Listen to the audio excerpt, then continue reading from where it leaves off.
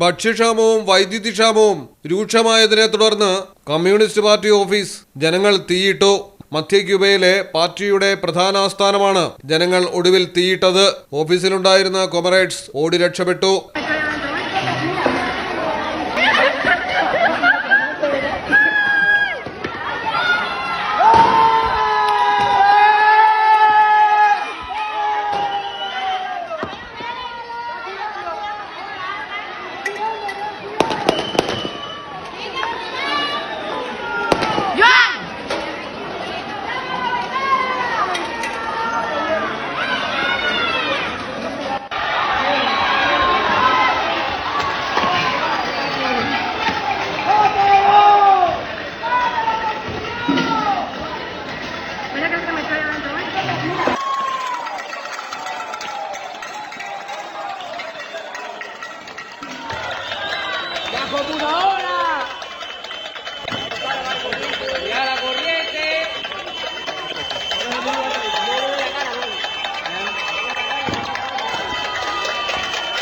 വൈദ്യുതിക്ഷാമം മാത്രമല്ല, ഭക്ഷ്യക്ഷാമത്തിനെതിരെയും വൻ പ്രതിഷേധമാണ് ഉയരുന്നത്.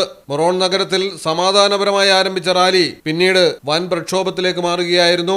പാർട്ടി ഓഫീസിന് നേരെയുള്ള ആക്രമണം ക്യൂബൻ പ്രസിഡന്റ് മിഗുവൽ ഡയസ് സ്ഥിരീകരിച്ചിട്ടുണ്ട്.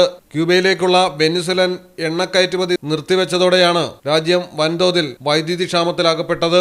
അമേരിക്കയുടെ ഉപരോധം കാരണം ഭക്ഷണം, ഇന്ധനം, വൈദ്യുതി, മരുന്ന് എന്നിവയുടെ ക്ഷാമവും ക്യൂബ നേരിടുന്നു. സാഹചര്യങ്ങൾ നേരിടാനുള്ള സർക്കാരിന്റെ ദീർഘവീക്ഷണമില്ലായ്മയാണ് ഇത്തരമൊരു സാഹചര്യത്തിലേക്ക് ക്യൂബയെ എത്തിച്ചത്.